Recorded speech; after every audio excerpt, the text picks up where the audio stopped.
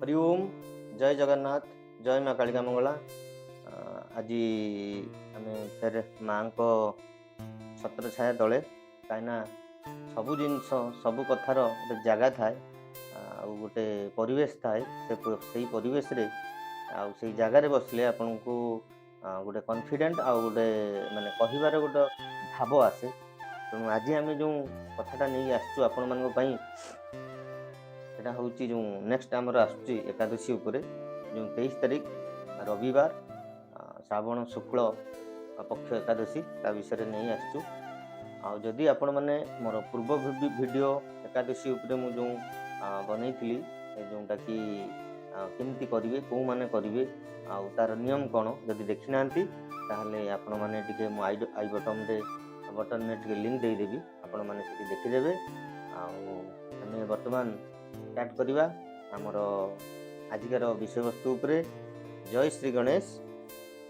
ओम अखंड मंडलाकारं व्याप्तं येन चराचरं तत्पदं दर्शितं येन तस्मै श्री गुरुवे नमो नमः।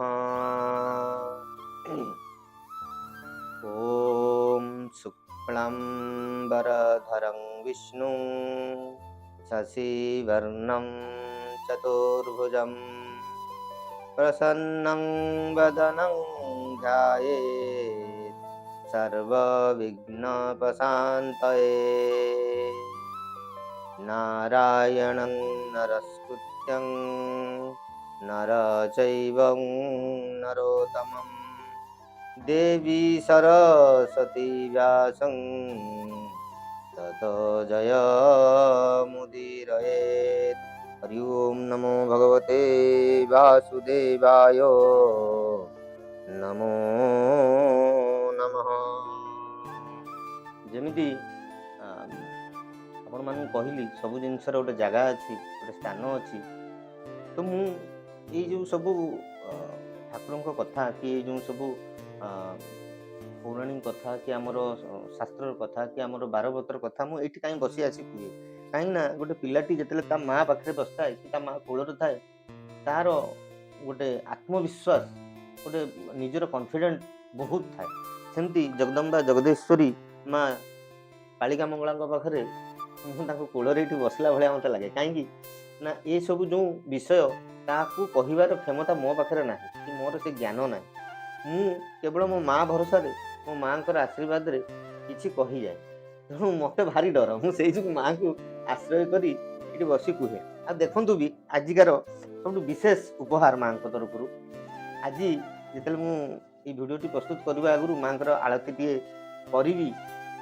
मो माँ आज फेर प्रभु विषय किसी कहया जाऊँ भारी मन में डर कौन केमती कहि टे मत आशीर्वाद कर माँ को कालिका मुंडरू ये फुलटी जमी माँ मंगला मुंडे फुलटी अच्छी कालिका मुंडे फुलटी सेठू खसिकी एठी आसी पड़ा तेणु माँ को फुल को आशीर्वाद रूपे ग्रहण करी मोर कथा स्टार्ट करी आज आम आलोचना करवा 23 अगस्त रविवार श्रावण शुक्ल पक्ष एकादशी विषय स्टार्ट तो करवा आगुरी किसी कथा कहीदे आम जो सब मनीष लोक मैंने सब आम मैंने सब बंची था अतीत ना भविष्य वर्तमान किए बचु ना 90% लोक देखु अतीत कथा भावी दुख अनुभव करुवे ना भविष्य कथा भावी भयभीत भय भितर रही आपण मैंने वर्तमान बंचु जीवन कौ क्षणक भी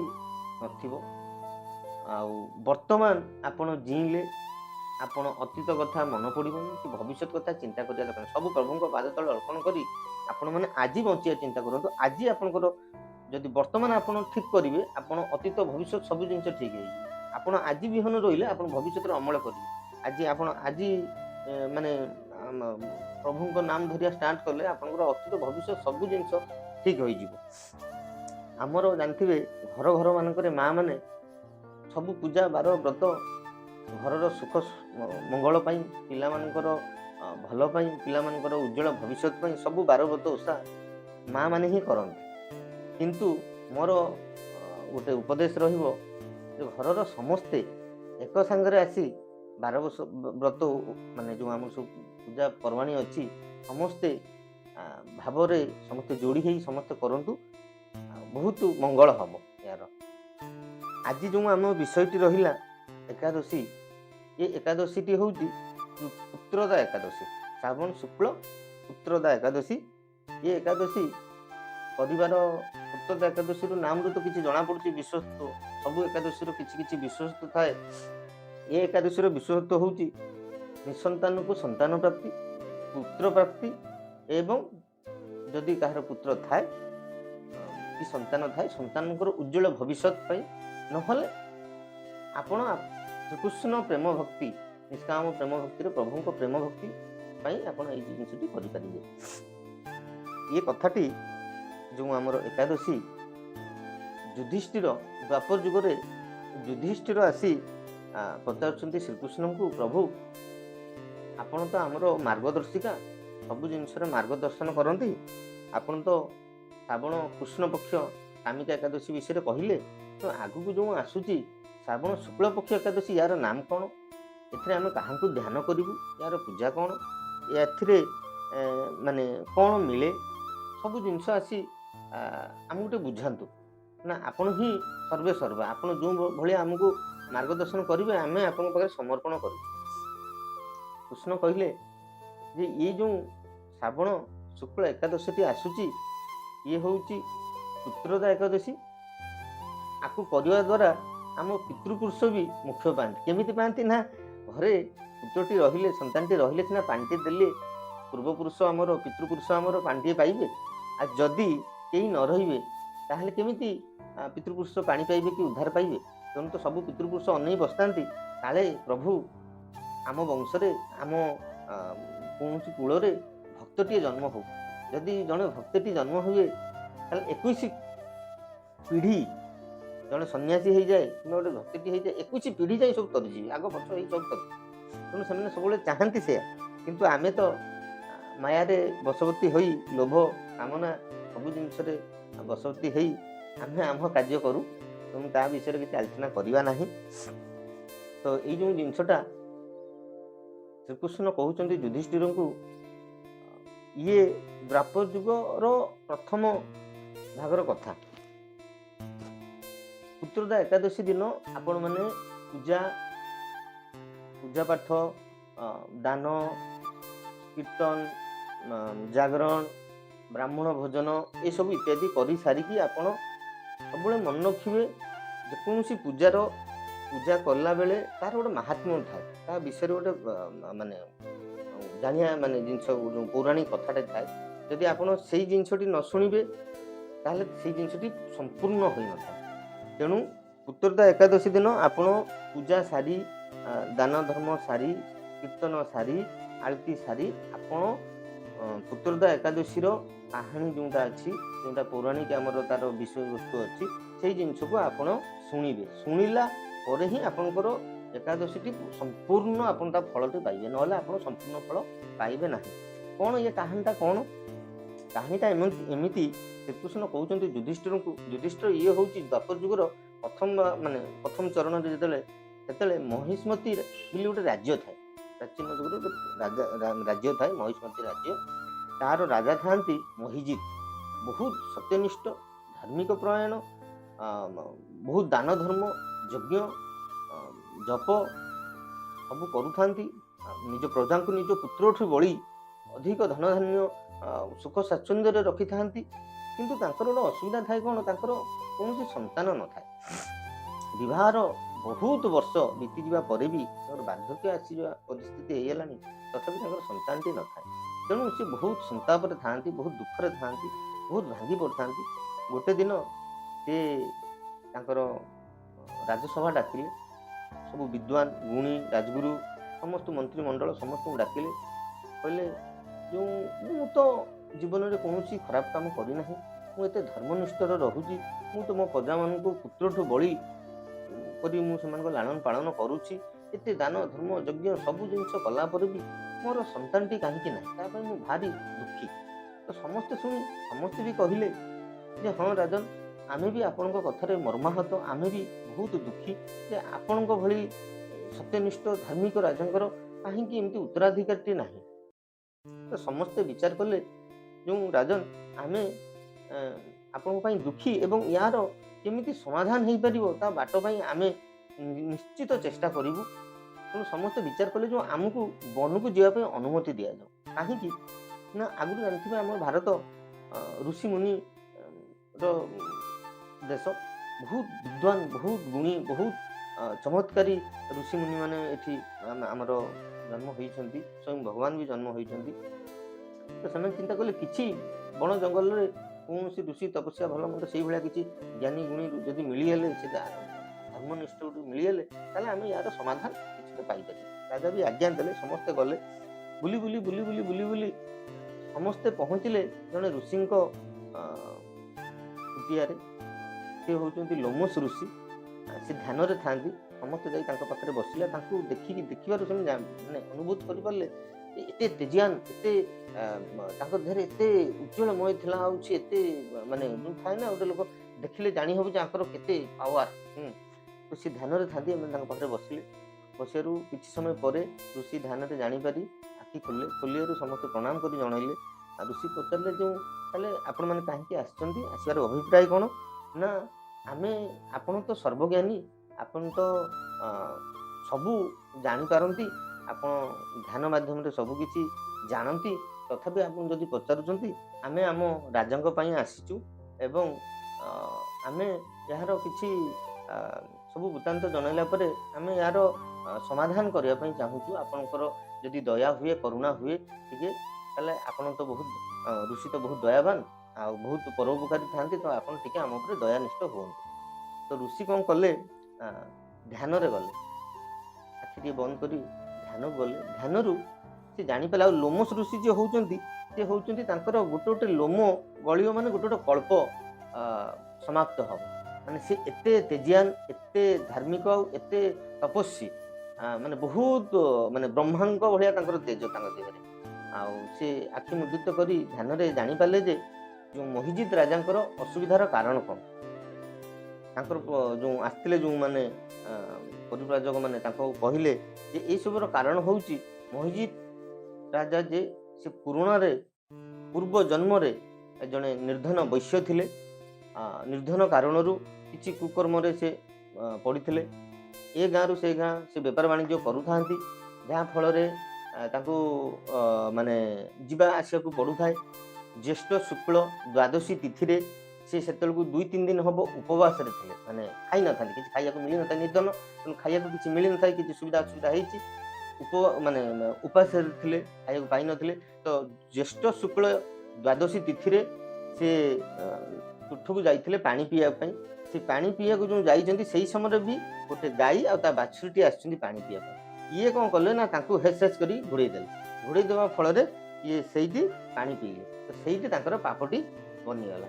ଯେଉଁ ପାପ କାରଣରୁ ଏସବୁ ଅସୁବିଧା। ରାଜା କେମିତି ହେଲେ ନା ସେ ଯେଉଁ 2-3 ଦିନ ଯେଉଁ ଉପାସ ରହିଯାଇଥିଲେ, ଏକାଦଶୀ ଥିଲା, ତେଣୁ ସେ ଯେଉଁ ଉପବାସ ରହିଯାଇଥିଲେ ସେ ଏକାଦଶୀର ଫଳସ୍ୱରୂପ ପ୍ଲସ୍ ଆଉ କିଛି ଭଲ କର୍ମର ଫଳସ୍ୱରୂପ ସେ ରାଜା ସିନା ହେଇଗଲେ, କିନ୍ତୁ ଦୋଷ ଲାଗିଲା କ'ଣ, ସେ ଯେଉଁ ହେସ୍ ହେସ୍ କହିକି ଯେଉଁ ଗାଈ ବାଛୁରୀକୁ, ତୁଷାର୍ଥ ଗାଈ ବାଛୁରୀକୁ ଯେଉଁ ଘୋଡ଼େଇ ଦେଲେ, ସେ ତାଙ୍କର ଦୋଷଟି ସେଇଠି ହେଇଗଲା, ଯାହାଫଳରେ ତାଙ୍କର ସନ୍ତାନ ସନ୍ତତି ହେଲା ନାହିଁ। ତ ଯେଉଁମାନେ ସବୁ ଯାଇଥିଲେ କହିଲେ ପ୍ରଭୁ ଆମର ତ ମଣିଷ ମାତ୍ରେ ତ ଭୁଲ ଭଟକା ହୁଏ, ଆଉ ସବୁ ଭୁଲର ବି ଗୋଟେ କିଛି ପ୍ରାୟଶ୍ଚିତ ଥାଏ, ତ ଆମେ କ'ଣ କଲେ ୟାର କିଛି ଗୋଟେ ଫଳ ହେଇପାରିବ, ତ ଆପଣ ଆମକୁ ୟାର ନିଦାନ କରନ୍ତୁ, ଏ ଅସୁବିଧାରୁ ଆମକୁ ମୁକୁଳେଇ ଦିଅନ୍ତୁ। ତ ଋଷି ତାଙ୍କୁ କହିଲେ ଯେଉଁ ରକ୍ଷାବନ୍ଧନ, ଆମର ରକ୍ଷାବନ୍ଧନ 4 ଦିନ ପୂର୍ବରୁ ଆମର ପୁତ୍ରଦା ଏକାଦଶୀ ଆସୁଛି, ବହୁତ ମହାନ ଏକାଦଶୀ। ଯେଉଁ ଏକାଦଶୀ କଲେ ସମସ୍ତ ପାପରିଷ୍ଟ ଦୂର ହୋଇ, ସମସ୍ତ ଦୋଷ ତ୍ରୁଟି ଦୂର ହୋଇ ଆପଣଙ୍କ ମନୋବାଞ୍ଛା ପୂରଣ ହେବ, ଆପଣଙ୍କ ସନ୍ତାନ ପ୍ରାପ୍ତି ହେବ, ଆପଣଙ୍କର ସନ୍ତାନ ଉଜ୍ଜଳ ଭବିଷ୍ୟତ ପାଇଁ ହେବ। ତେଣୁ ଆପଣ ରାଜା ଓ ରାଣୀଙ୍କୁ କୁହନ୍ତୁ ଏଇ ଏକାଦଶୀଟି କରିବେ। ଏଇ ଯେଉଁ ପୁତ୍ରଦା ଶ୍ରାବଣ ଶୁକ୍ଳ ପୁତ୍ରଦା ଏକାଦଶୀଟି 2 ଜଣ ମିଶିକି କରିବେ ଏବଂ ଆପଣମାନେ ବି ସମସ୍ତେ ମିଶିକି କରିବେ।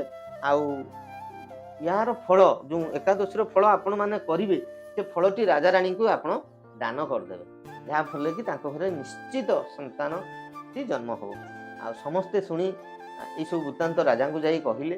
ରାଜାଙ୍କୁ କହିଲା ଫଳରେ କିଛି ଦିନ ପରେ ଶ୍ରାବଣ ଶୁକ୍ଳ ପକ୍ଷ ଏକାଦଶୀଟି ଆସିଲା, ଯେଉଁ ପୁତ୍ରଦା ଏକାଦଶୀ। ରାଜା ରାଣୀ ଏକନିଷ୍ଠ ହୋଇ 2 ଜଣ ମିଶି କଲେ। ଆଉ ସମସ୍ତେ ବି ଯେହେତୁ ସମସ୍ତେ ରାଜାଙ୍କୁ ବହୁତ ଭଲ ପାଉଥାନ୍ତି, ତ ସମସ୍ତେ ବି ପୁତ୍ରଦା ଏକାଦଶୀ ମିଶି କଲେ। କରିସାରିକି ଶେଷରେ ସମସ୍ତେ ରାଜାଙ୍କ ପାଇଁ ଫଳଟି ବ୍ରତର ଫଳଟି ରାଜାଙ୍କୁ ଦାନ କଲେ। ଯାହାଫଳରେ କିଛି ଦିନ ପରେ ରାଣୀଙ୍କର ଗର୍ଭ ରହିଲା, ସେ ଗର୍ଭବତୀ ହେଲେ ଏବଂ ପରବର୍ତ୍ତୀ ସମୟରେ ଗୋଟେ ତେଜିଆନ ସୁନ୍ଦର ଅତି ସୁନ୍ଦର ପୁତ୍ର ସନ୍ତାନଟି ଜନ୍ମ ହେଲେ। ତ କହିବାର କାରଣ ଏକାଦଶୀ କରିବା ଫଳରେ ତାଙ୍କର ପୂର୍ବର୍ଜିତ ଯେଉଁ ସବୁ କୁକର୍ମ, ଯେଉଁ ସବୁ ପାପ ଥିଲା, ତାକୁ ନଷ୍ଟ ହୋଇ ସେ ସବୁ ତାଙ୍କ ମନୋବାଞ୍ଛିତ ପୂର୍ଣ୍ଣ ହେଲା। ତ ଏ କଥା ଶୁଣି ଯୁଧିଷ୍ଠିର ଶ୍ରୀକୃଷ୍ଣଙ୍କୁ କହିଲେ, ପ୍ରଭୁ ଆପଣଙ୍କୁ ଅଶେଷ ଅଶେଷ ଧନ୍ୟବାଦ, ଆପଣ ଆମକୁ ଏଇ ଏକାଦଶୀର ମାହାତ୍ମ୍ୟ ଏକାଦଶୀ ବିଷୟରେ ଜଣେଇଥିବାରୁ ଏମିତି ଆପଣ ଆମର ମାର୍ଗଦର୍ଶନ କରୁଥାନ୍ତୁ। ଏହା କହି ଯୁଧିଷ୍ଠିର ଶ୍ରୀକୃଷ୍ଣଠୁ ଆଶୀର୍ବାଦ ନେଲେ ଏବଂ ଆମେ ବି ମାଙ୍କ ସମେତ ଆମେ ସମସ୍ତେ ଆଜିଠୁ ପୁତ୍ରଦା ଏକାଦଶୀ ଆମେ ସମସ୍ତେ କରିବୁ।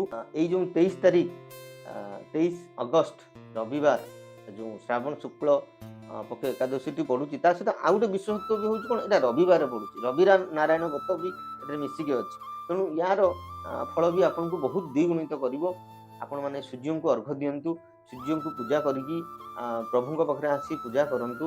ଆଉ ସବୁଠୁ ବିଶେଷ କଥା ଆପଣମାନଙ୍କୁ କହିଦେଉଛି ବାରମ୍ବାର, ଯେ ଆପଣମାନେ ଏକାଦଶୀରେ ଆପଣଙ୍କର ଯେଉଁ ଯଦି ଦେଖିନାହାନ୍ତି ତାହେଲେ ମୋର ଆଇ ବଟନରେ ମୁଁ ଆପଣଙ୍କୁ ଲିଙ୍କଟିଏ ଦେଇଦେବି। ଆପଣ ସେ ମୋର ସମ୍ପୂର୍ଣ୍ଣ ଏକାଦଶୀ କ'ଣ କରିବେ, କେମିତି କରିବେ, ସବୁ ଜିନିଷ ଆପଣ ସେଥିରୁ ପାଇପାରିବେ। ତତ୍ସହିତ ଏକାଦଶୀରେ ଆପଣ ପୂଜା ପାଠ ସଂକୀର୍ତ୍ତନ କରିସାରି ଆଳତି କରିସାରି ଏକାଦଶୀର ମାହାତ୍ମ୍ୟ, ଏଇ ଯେଉଁ ପୁତ୍ରଦା ଏକାଦଶୀ ବିଷୟରେ ଯେଉଁ ମୁଁ ଗଳ୍ପଟି କହିଲି, ଯେଉଁ କଥାଟି କହିଲି, ଯେଉଁ ବ୍ରତର କଥାଟି କହିଲି, ସେ କଥାଟାକୁ ଆପଣମାନେ ଶ୍ରବଣ କରିବେ, ଦେଲେ ହିଁ ଆପଣ ସମ୍ପୂର୍ଣ୍ଣ ଏକାଦଶୀର ଫଳ ପାଇବେ। ଦ୍ୱାଦଶୀ ଦିନ ସକାଳେ ଆପଣମାନେ କିଛି ବ୍ରାହ୍ମଣଙ୍କୁ ଭୋଜନ କରାନ୍ତୁ, କିଛି ଦାନ କରନ୍ତୁ। ଦାନ ଧର୍ମ ମାନେ ଦାନ ହିଁ ଏ କଳିଯୁଗର ମାନେ ସର୍ବଶ୍ରେଷ୍ଠ। ଆପଣ ଠାକୁରଙ୍କ ପାଖରେ କ'ଣ ବା ଦାନ ଆମେ କରିପାରିବୁ?